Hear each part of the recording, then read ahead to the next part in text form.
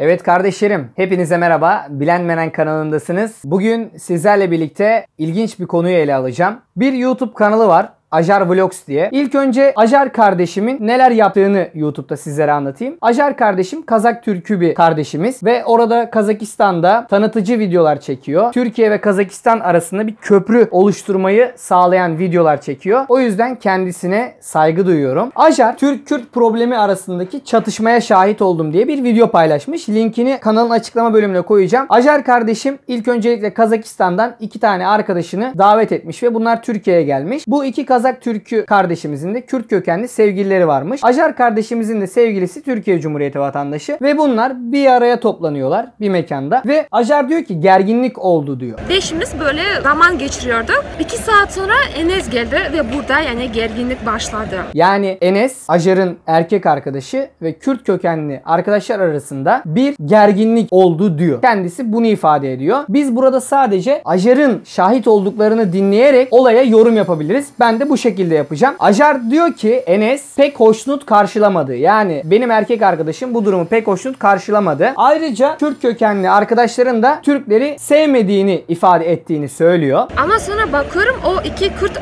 arkadaş da düşmanca davranıyordu. Ve biz hiç güzel gezemeyeceğiz, anladım. Sonra arkadaşım da onu anladı ve bana dedi, Ajar dedi en iyisi siz gidin. Benim erkek arkadaşım dedi Türklerden nefret ediyor dedi.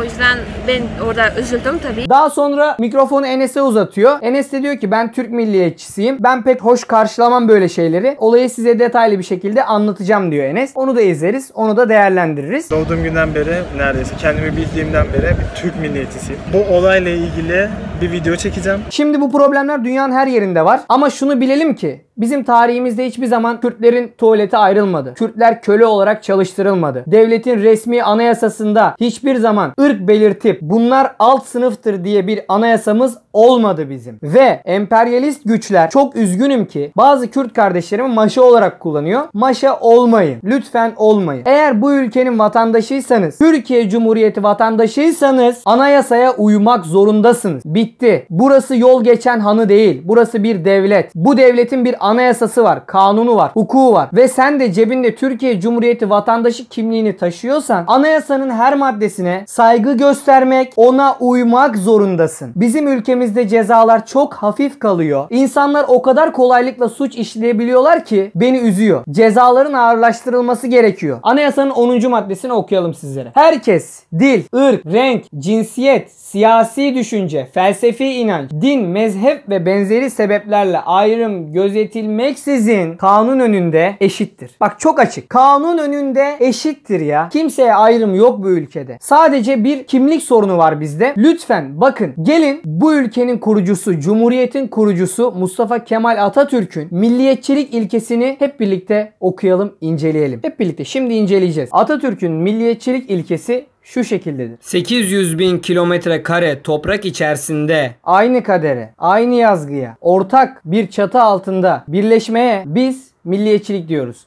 Bizim ortak bir kaderimiz var. Ve kardeşlerim, anayasanın 66. maddesine sizlere ifade edeceğim. Türk devletine vatandaşlık ile bağlı olan herkes Türktür. Atatürk bizi Türk kimliğiyle birleştirmeye çalıştı. Etnik kökeniniz Kürt olabilir. Etnik kökeniniz Laz olabilir, Çerkez olabilir, Boşnak olabilir vesaire başka bir etnik kökene sahip olabilirsiniz. Bizim ortak çatımız Türklük çatısı. Bugün Fransa'da Ermeni kökenli birine gidin sorun. Milletin ne değil? Fransızım diyecek. Ama ikinci olarak etnik kökenim Ermeni diyecek. Her ülkenin bir ortak çatısı vardır. Ve bizim vatandaşlıkta da kimlik çatımız Türklüktür. Bu ülkenin anayasası var. Bu ülke dediğim gibi yol geçenin muz cumhuriyeti değil. Mahalle değil burası. Mahallenin kuralları, burası bir devlet. Anayasa var ve sen de Türkiye Cumhuriyeti vatandaşısın. Anayasaya paşa paşa uyacaksın. Hepimizin ortak noktası ülkemizi refah toplumlar seviyesine çıkarmak, ağır sanayimizi geliştirmek, kendimizi birey olarak geliştirmek ve dünyaya faydalı olmak değil mi? Ortak noktamız bu değil mi? Normal etnik kökeni Kürt bir vatandaş da milliyetçi olabilir. Bayrağını seviyorsa, 800 bin metrekare içerisinde içerisindeki her bir ferdin iyi şartlar içerisinde yaşamasını ve o fertlerin dünyadaki diğer adaletle tanışmamış insanları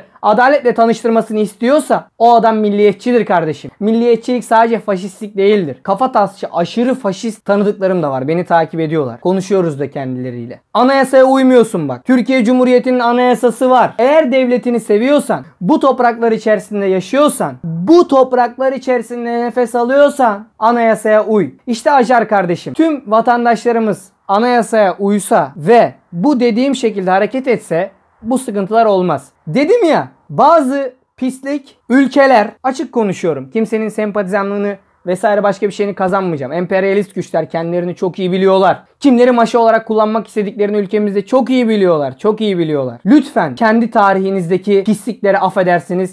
Bakın, tamam mı? Siyahileri nasıl ayırdığınızı biliyoruz. Onları nasıl köle olarak çalıştırdığınızı biliyoruz. Size tarihinizi söylesek desek 1700'den başlayacağınızı biz çok iyi biliyoruz. Asıl o toprakların sahiplerine hastalıklı yorgan dağıtıp o ülkeyi nasıl hayasızca aldığınızı da bakın biz çok iyi biliyoruz. Ben rica ediyorum, etnik kökeni hangi vatandaş olursa olsun bunları bilsin. Bunlar çok ufak meseleler. Küçük şeyler.